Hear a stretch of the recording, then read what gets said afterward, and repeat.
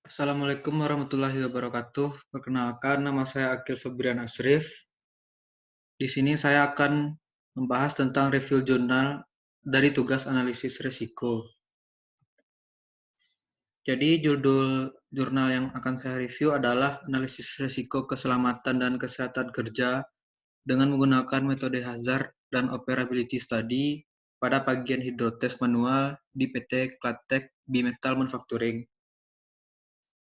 Jurnal ini dengan tipenya adalah Source Scientific Paper, volume dan halaman, volume 3 nomor 1, halaman 29 sampai 39. Pada tahun 2019 dengan penulis Suci Oktavia Dwiningsih dan Cinta Wahyuhati. Reviewer saya sendiri Akil Febrian Asrif pada tanggal 10 Oktober 2020. Selanjutnya latar belakang. Setelah diterapkannya kebijakan Masyarakat Ekonomi ASEAN atau MEA membuat tenaga kerja lokal menjadi khawatir dengan lapangan pekerjaan, sehingga banyak terjadi persaingan dengan cara yang tidak sehat.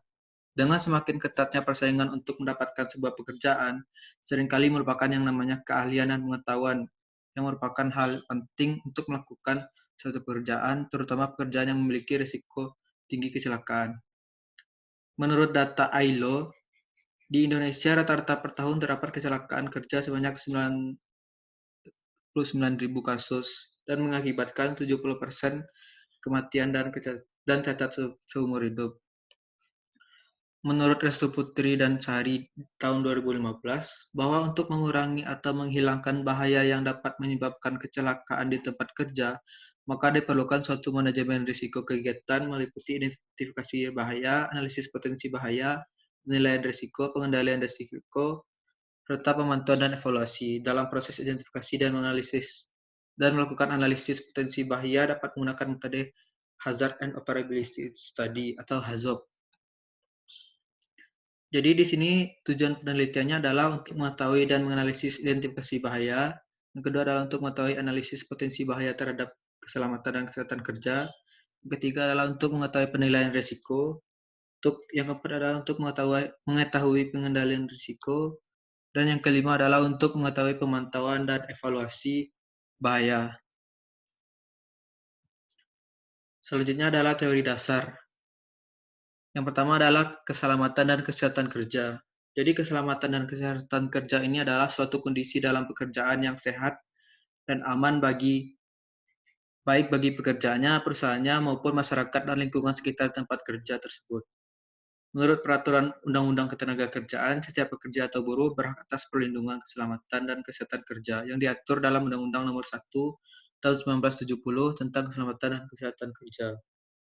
Selanjutnya itu analisis risiko adalah suatu proses yang digunakan untuk mengukur tingkat besarnya kemungkinan suatu dampak dari sebuah peristiwa risiko yang telah teridentifikasi.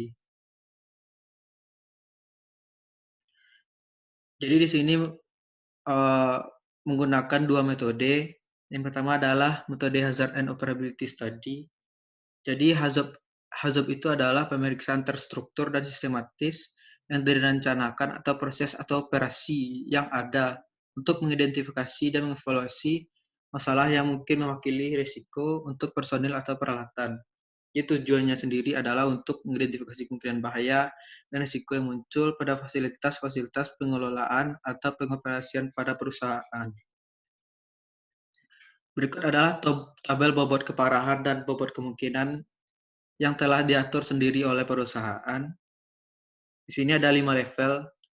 Ada kalau untuk keparahan ada tidak ada, rendah, serius, rentan, dan malapetaka. Dan terdapat deskripsinya dari keparahan cedera dan hari kerjanya, pengaruh terhadap hari kerjanya. Selanjutnya adalah tabel bobot kemungkinan. Di sini kriterianya ada mungkin, rendah, sedang, tinggi, dan ekstrim. Di sini deskripsinya bersifat kualitatif dan semi kualitatif. Dan selanjutnya adalah berikut merupakan tabel risk matrix. Jadi skor risiko itu didapatkan dari nilai likelihood dikali nilai konsekuensi. Nilai kemungkinan dikali dengan nilai keparahan. Dan ada juga tabel level risiko, yaitu jika berwarna merah ekstrim, oranye risiko tinggi, pink risiko rendah, dan hijau pink risiko sedang dan hijau risiko rendah. Selanjutnya adalah metode 2, yaitu metode Importance Performance Analysis. Jadi metode ini menggunakan software IBM SPSS yang digunakan untuk menentukan prioritas perbaikan yang dapat dilakukan oleh pihak produksi untuk mengatasi risiko-risiko kecelakaan yang terjadi. Jadi data yang digunakan yaitu dalam metode data yang dihasilkan dalam metode IPA, yaitu data kemungkinan dan keparahan atau data likelihood dan konsekuensi untuk masing-masing proses. Dan di sini terdapat 4 kuadran. Di metode ini terdapat 4 kuadran. Jadi kita mengambil kuadran yang ketiga, yaitu tinggi keparahan dan tinggi kemungkinan. Selanjutnya itu pengumpulan data. Jadi langkah-langkah yang dilakukan dalam pengumpulan dan pengolahan data adalah sebagai berikut. Yang pertama adalah mengetahui urutan proses produksi. Yang kedua adalah mengidentifikasi adanya potensi dengan cara observasi lapangan secara langsung. Yang ketiga adalah mengetahui analisis potensi bahaya dengan menggunakan job safety analysis. Yang keempat adalah melakukan penilaian dari potensi bahaya yang telah diidentifikasikan menggunakan job safety analysis dengan memperhitungkan likelihood dan consequence. Selanjutnya adalah pengendalian risiko terhadap keselamatan dan kesehatan kerja. Yang keenam adalah pemantauan bahaya terhadap keselamatan dan kesehatan kerja. Yang ketujuh adalah kesimpulan dan saran untuk menemukan jawaban dari semua permasalahan yang diangkat dalam penelitian ini. Selanjutnya itu hasil dan pembahasan. Jadi untuk yang A adalah proses produksi, yaitu untuk mengidentifikasi apa saja yang terdapat pada proses produksi di PT Klatek Bimetal Manufacturing, maka perlu diketahui alur dari proses produksi tersebut. Yang B adalah mengidentifikasi adanya potensi bahaya. Sebelum mengidentifikasi adanya potensi bahaya, diperlukan job safety analysis yang dalam pelaksanaannya from job safety analysis tersebut diisi oleh seorang supervisor dan diperiksa kembali oleh seorang safety officer. Yang ketiga adalah mengetahui analisis potensi bahaya. Yaitu setelah dilakukan observasi lapangan secara langsung, wawancara terhadap informan untuk memperoleh temuan potensi bahaya, selanjutnya dilakukan penilaian risiko dengan memperhatikan kriteria tingkat keparahan. Dan berikut job safety analysis yang terdapat di PT Bimetal Manufacturing.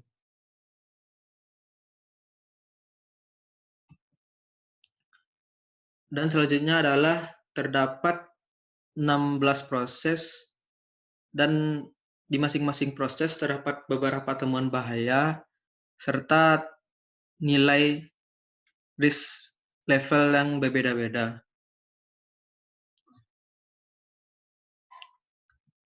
Di sini terdapat risk level, ada yang sedang, ada yang rendah, dan ada yang tinggi. Jadi kesimpulannya adalah setelah dilakukan identifikasi terhadap potensi bahaya, namun dengan rata-rata potensi bahaya risk level risiko sedang dan kemungkinan memerlukan kendali risiko, analisis potensi bahaya ternyata dapat menurunkan risiko kecelakaan kerja. Penilaian risiko yang dinilai kecelakaan kerja yang terjadi memiliki kemungkinan sedang, yang artinya kecelakaan jarang terjadi dalam kurun waktu 1 tahun, hanya terdapat 1 kali kecelakaan. Dalam konsekuensinya yang serius, pengendalian risiko yang dilakukan sudah dapat mengendalikan risiko di masa yang akan datang. Pemantauan dan evaluasi selama ini sudah dilakukan dengan baik. Saran. Yang pertama adalah dalam proses produksi pada bagian hydrotest manual lebih mengutamakan faktor keselamatan dan lebih memperhatikan penggunaan alat pelindung diri yang telah disediakan oleh pihak perusahaan agar terhindar dari kecelakaan kerja. Yang kedua adalah proses menganalisis potensi bahaya yang dilakukan benar-benar dilakukan oleh seorang yang berkompeten di bidang tersebut agar tidak terjadi kesalahan dalam menganalisis potensi bahaya dengan job safety analysis form. Ketiga adalah pada proses penilaian risiko juga diharapkan dilakukan oleh seorang yang berkompeten untuk melakukan penilaian dan juga seorang yang memang sudah berpengalaman melakukan penilaian bahaya tersebut agar dapat benar-benar memperhitungkan faktor penyebab kecelakaan tersebut. Keempat adalah pada proses pengendalian risiko, seorang safety officer dapat dengan tegas untuk melakukan tindakan terhadap para pekerja yang tidak mematuhi faktor keselamatan dan kesehatan kerja yang dapat mengakibatkan kecelakaan kerja. Yang kelima adalah dalam proses pemantauan dan evaluasi diharapkan benar-benar dilakukan khususnya untuk pihak manajemen yang bertugas dalam memantau dan mengevaluasi hal tersebut untuk meminimalisir kecelakaan kerja. Baiklah, sekian review jurnal yang dapat saya sampaikan. Kalau ada salah, mohon dimaafkan. Assalamualaikum warahmatullahi wabarakatuh.